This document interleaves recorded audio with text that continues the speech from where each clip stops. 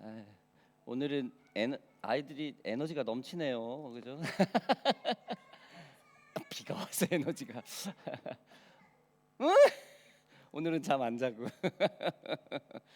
그래요. 저렇게 가족 안에 자녀가 있다라는 것이 얼마나 힘이 되는지 몰라요. 그렇죠? 우리도 저런 아이 시절을 겪었겠죠. 우리 부모님도 우리의 저런 모습을 보고 힘을 얻었었겠죠. 그렇죠? 여러분 어떠한 상황에서든지 주 예수 그리스도 붙들고 꿋꿋이 모든 상황을 이겨내고 헤쳐나가시기를 주님의 이름으로 바랍니다. 자, 오늘은 전도서 시리즈 여러분 계속하고 있죠. 우리 11장부터 12장까지 말씀입니다. 근심을 내 마음에서 떠나게 하라라는 제목을 가지고 오늘 말씀을 함께 보겠습니다. 자, 오늘 본문은 청년들이 어떻게 세상을 살아가야 하나라는 그런 부제목이라고 해도 과언이 아닐 정도로 어떤 젊은이들에 대한 내용입니다. 여러분, 청년은 아직 온전한 어른이 아니죠. 그러니까 온전한 어른이라는 기준이 도대체 어디냐라고 누군가 이렇게 질문을 한다면은 참 할 말은 없어요. 그렇죠? 어, 부모님이 요즘엔 100세 시대니까 부모님이 막 90, 100 이렇게 하고 자녀가 한 70, 80대도 부모 입장에서는 아직 청년 같을 것이고, 그렇죠? 혹시 또 부모님을 또 일찍 여의면은 또 이렇게 뭐 어린 젊은 나이들에도 굉장히 어른스러울 것이고, 그렇죠? 어떤 기준이 어떤 좀 애매모호한 그런 시대를 우리가 살고 있지만은 오늘 성경에서 말을 하는 이 말씀은 청년들, 즉 완전한 어른도 아니까 어떤 결혼을 해서 가족에 있는 대소를 이끌 수 있는 그 정도가 아니고, 그다음 막 이제 싱글 이제 청소년기를 벗어난 어떤 그 정도의 사이를 청년이라고 해요. 왜냐하면 다윗도 13살부터 30살까지 도망 다녔는데 그 사이를 청년이라고 그랬거든요. 그러니까 아마 그 정도, 아마 여기 우리 교회 분들 다 그 정도 보면 청년이라고 보면 될 거예요. 네. 오늘 성경에서 말하는 청년은요. 자, 아무튼 육신으로는 모두 성장하였으나 세상 일을 조금 좀 경험이 부족한 이런 사람들이 청년이라고 볼 수 있겠죠. 그러나 경험과 능력의 한계는 아직 모를 정도로 무한하게 도전할 수 있는 것이 또한 청년입니다. 그래서 청년은 무모한 도전, 다른 말로 표현을 하면은 과감하게 도전할 때가 많이 있습니다. 그래서 쉽게 그래서 겁 없이 막 과속하는 사람들도 거의 청년들이 많죠. 막 자동차. 우리 세라가 병원에서 일을 하니까 이제 많이 그런 환자들을 많이 보죠.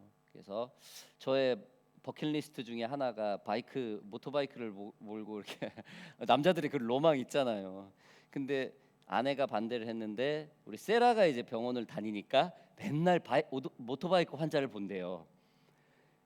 절대 이제 바이크 이제 나 근처도 못 갈 것 같아 이제는. 딸하고 엄마가 반대를 하기 때문에. 아무튼 과감한 시도를 하는 것이 청년들이죠. 여러분, 요셉이라는 자가 또 성경에 나오죠. 요셉은 청년 때 형제들로부터 팔려 보디발이라는 그 장관의 그 종살이까지 하고, 그렇죠? 그 다음에 그의 아내의 잘못된 그런 트릭으로 인해서 감옥살이에 갇히기도 합니다. 다윗은 또한 어땠습니까? 청년 때에 자기가 존경하는 왕, 진심으로 아끼는 자신의 왕 사울 왕이 자기를 죽이려고 해서 그 사람을 피해서 20대를 모두 허비하죠. 도망자로 삽니다. 또 예수님께 자신의 그 전 재산을 드린 여인이 한 명 있죠. 향유 옥합을 깨서 발을 닦아드렸던 그 마리아 또한 청년에 속하기도 합니다. 예수님께 자신의 죽은 동생 나사로를 살려달라고 무모한 부탁을 한 나사로의 누나 마리아 또한 청년이었습니다. 신약 성경에 또 대표적인 우리 사역자들 중에도 있죠. 디모데, 디도, 우리 마가복음서를 쓴 마가 등 이들 모두가 젊었을 때 청년 때부터 헌신되어서 목회와 복음 전도를 하며 자신의 청년 시절을 열정적으로 보냅니다. 굉장히 다양하게 성경은 청년에 대해서 소개를 하고 있죠. 반대로 청년기를 굉장히 악하게 보낸 사람도 있습니다. 가인은 어땠습니까? 가인은 청년 때 자신의 친동생과 동생인 아벨과 제사를 드린 후에 하나님이 자신의 제사를 받지 않는다 해서 자신의 친동생을 살해하며 인류의 최초 살인자가 되는 사람이 되기도 하죠. 다윗의 아들 압살롬은 어떻습니까? 자신의 아버지 다윗을 몰아내고 자신이 왕이 되려고 반역을 했다가 또한 어떻습니까? 자신의 어머니죠. 작은 어머니라 그러죠. 다윗의 후궁까지 대낮에 옥상에 올라가 강간을 하게 되는 아주 퇴폐적인 아주 그냥 고륙상쟁의 그 사건에 휘말리는 그런 사람이기도 합니다. 그의 말로는 어떻습니까? 아주 그냥 말 타고 가다가 상수리 나무에, 그때는 이제 머리가 길었으니까 상수리 나무에 머리카락이 걸려서 머리가 대롱대롱 하게 되죠. 그래서 요압이 달려가서 압살롬 다윗의 아들의 목을 베죠. 그렇게 해서 만료가 됩니다. 또 신약에서는 여러분 데마라는 자가 나옵니다. 데마라는 자는 바울의 극진한 제자였어요. 바로 측근 제자였죠. 디모데나 디도 그리고 마가와 같이 바울을 따랐고 함께 열정적으로 함께 복음 사역을 했던 대단한 열정 청년이었습니다. 그러나 끝까지 복음을 지키지 못하고 데마는 변절되어서 하나님을 떠나 세상으로 떠나기도 했습니다. 이러한 성경의 청년들은 하나같이 어떠한 일에 도전을 했다는 것이 특징을 가지고 있습니다. 물론 악한 일까지 벌어진 것도 도전이라 말하기는 참 어렵습니다만 자신이 감당하지 못할 것 같은 일들을 그들은 행했다라는 것입니다. 누가요? 이 청년이라는 그 나이대 말입니다. 이처럼 청년이란 아직 세상의 경험이 부족하고 세상에 궁금한 것이 너무 많아서 이렇게 늘 노크를 하죠. 뻔히 사고가 날 줄 알면서 그 일을 일단 해보죠. 뻔히 안 좋을 줄 알면서 그 일을 시도를 해보죠. 그래서 아무도 하지 않았거나 많은 이들이 그 일들을 꺼려하는 일들을 도전하는 사람들이 바로 청년입니다. 자, 오늘 내가 좀 청년에 대해서 좀 본론을 좀 거창하게 얘기했는데 오늘 이 성경이 말하는 이 청년의 마음가짐을 조금 먼저 정리를 해보겠습니다. 청년의 마음가짐은 오늘 본문에서 도대체 어떻게 말을 할까요? 자, 9절 10절 보겠습니다. 청년이여 내 어린 때를 즐거워하며 내 청년의 날들을 마음에 기뻐하여 마음에 원하는 길들과 내 눈에 보이는 대로 행하라. 그러나 하나님이 이 모든 일로 말미암아 너를 심판하실 줄 알라. 그런즉 근심이 내 마음에서 떠나게 하며 악이 내 몸에서 물러가게 하라. 어릴 때와 검은 머리의 시절이 다 헛되니라. 여러분 이게 어떻게 들으면은 지금 방금 두 구절 읽은 거가 어떻게 들으면 굉장히 젊었을 때 자유분방하게 살아라 라는 소리처럼 들리잖아요. 그렇죠? 그러나 이 말씀은 하나님이 허락하신 터전 위에서 행복을 마음껏 추구하며 살라라는 권면입니다. 그리고 이 행복 속에서도 하나님의 심판이 있다라는 것을 늘 잊지 말고 기억하라는 것이죠. 그래서 지나친 방종이나 향락에 빠지지 않도록 절제하면서 살으라는 겁니다. 그러면서 마음껏 선택하라는 거죠. 그러니까 분명히 좋고 나쁨을 분별하라는 그런 말이죠. 특히 본 구절에서 삶을 즐기는 대상으로서 이 청년을 언급한 것은 청년이 인생의 가장 중요한 황금 시기로서 소망과 힘의 어떤 거에 부푼 시기이기 때문입니다. 희망과 부푼 기대는 항상 행복이 따르죠. 희망과 부푼 어떤 기대는 늘 기쁜 얼굴을 가지게 되죠. 그렇다고 해서 그 희망과 부푼 기대의 행복을 지금 누리고 막 함부로 이렇게 뭐 남발을 하냐? 또 그런 것도 아니라는 것이죠.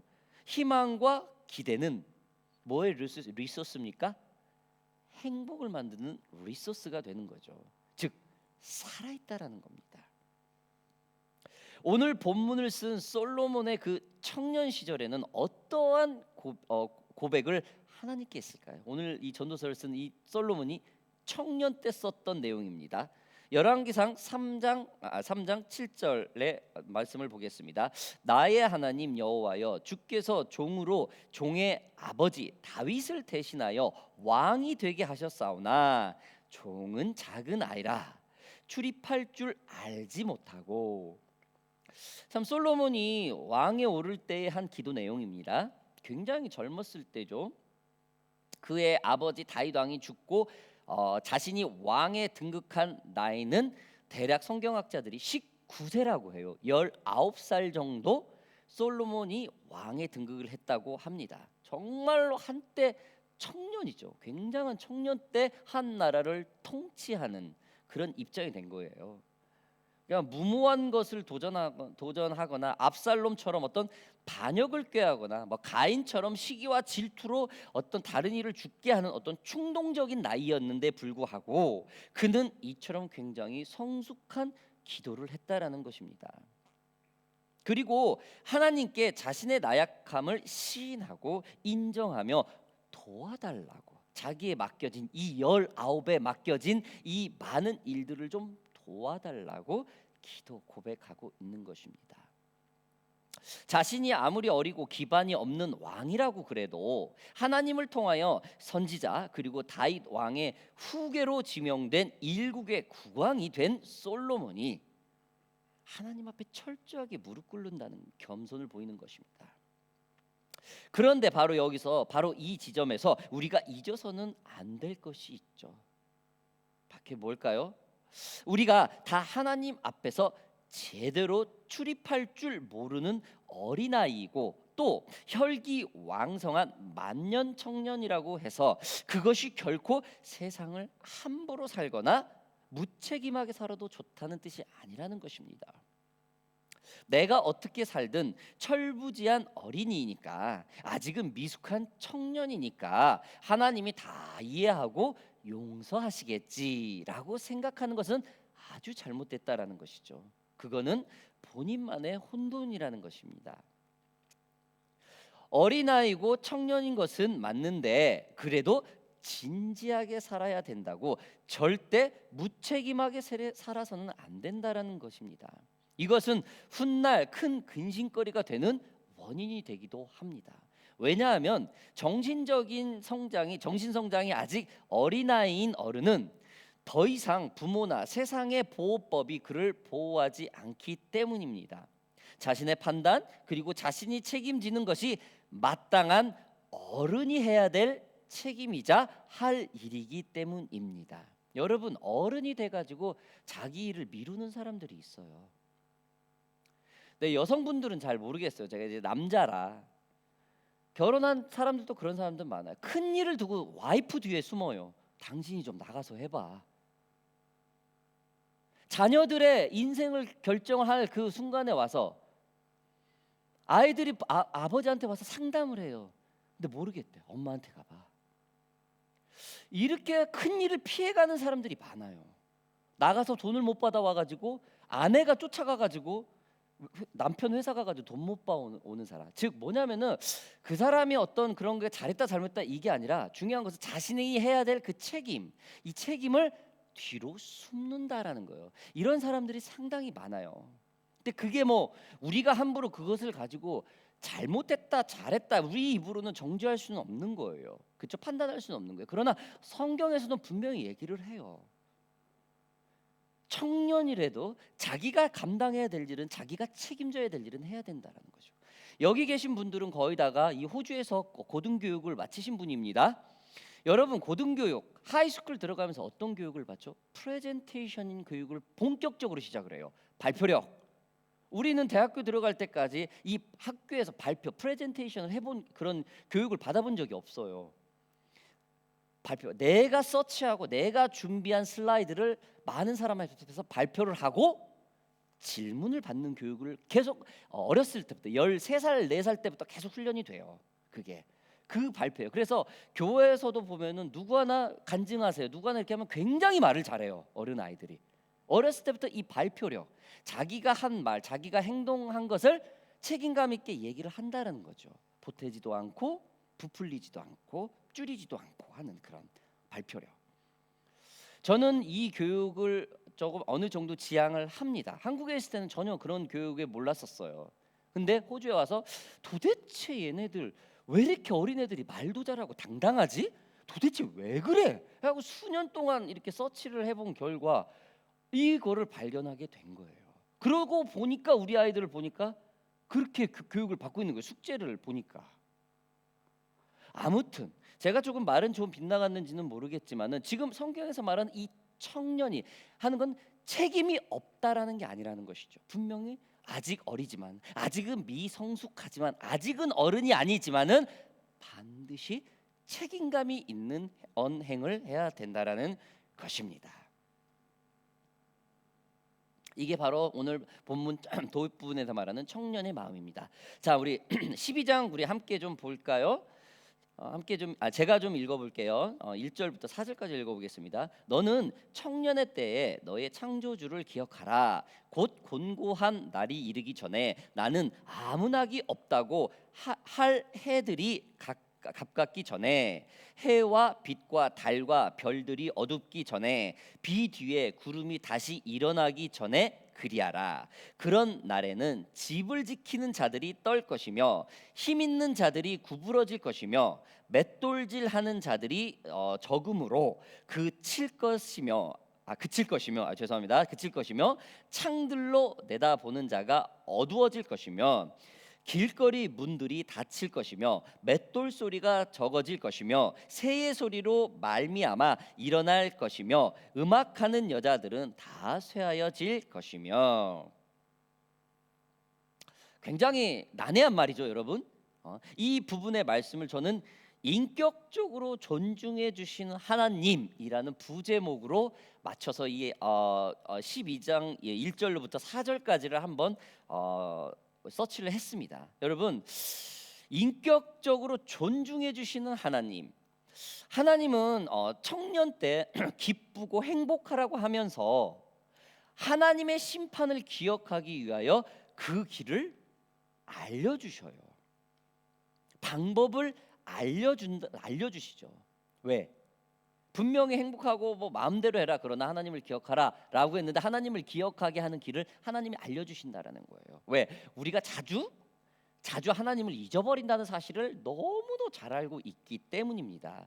좀 이렇게 좀 비유하면 될 것 같아요. 매일 사는 부부, 매일 보는 남편, 아내, 자녀, 매일 보기 때문에 비슷한 생활 루틴이 있기 때문에 그냥 똑같이 대한다라는 거예요. 그러나 하루 일과를 시작하고 끝날 때 다시는 못 볼 사이가 될 수도 있거든요. 요즘 세상이 그래요.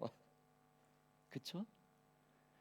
너무 소중한 사람이기는 한데 같은 루틴 때문에 굉장히 함부로 할 수 있는 경향이 있다라는 것이죠. 하나님과 우리 사이가 하나님이 보시기에 우리가 이런 관점일 수도 있어요. 그래서 내가 여기 있다가 내가 너의 하나님이다라고 자꾸 인지를 시켜 주는 것. 저는 이건 굉장히 인격적으로 존중해 주시는 하나님의 방법이라고 생각을 합니다. 여러분, 하나님이 우리를 상대하지 않게 하기 위해서 우리를 잊지 않게 하기 위해서 인격적으로 존중해 주시는 이것은 우리가 청년 시절에 늘 확실히 정립이 돼야 된다라는 것이죠.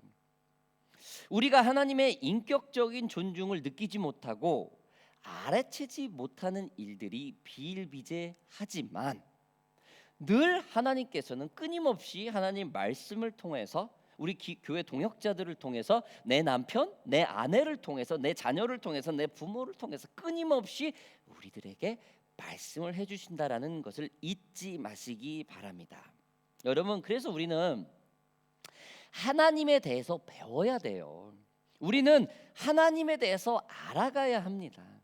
하나님의 마음을 알아야 하나님이 우리를 어떻게 지금 현재 존중해주고 있다는 사실을 알 수 있다, 깨달을 수 있다라는 것이죠. 마치 부모의 마음을 이해하고 헤아리려고 자녀가 자꾸 그 부모의 그 젊었을 때 얘기 스토리도 듣고 집안 패밀리 스토리도 물어가면서 하면서 자꾸 동질감을 가지려고 하듯이 말입니다. 우리가 주님의 그 이러한 인격적인 존중을 알려면은 여러분 주님과 많은 교제를 해야겠죠. 주님과 많은 대화를 해야 될 것입니다. 서로 많은 릴레이션십이 있어야 될 것입니다. 그래서 하나님과 나의 관계를 아주 자세하게 알아야 된다라는 것이죠.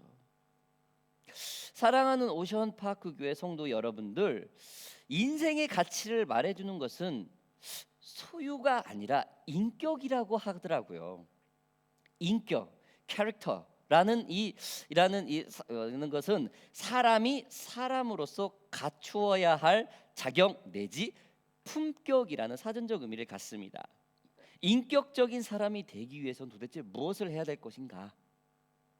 인격적인 그 존중해 주시는 하나님을 알기 위해서 내가 인격적인 사람이 되기 위해서 우리가 그 두 가지 정도를 우리가 좀 살펴보겠습니다. 세 가지 정도를 살펴보겠습니다. 그 첫 번째가 인격적인 대우를 받아봐야 한다.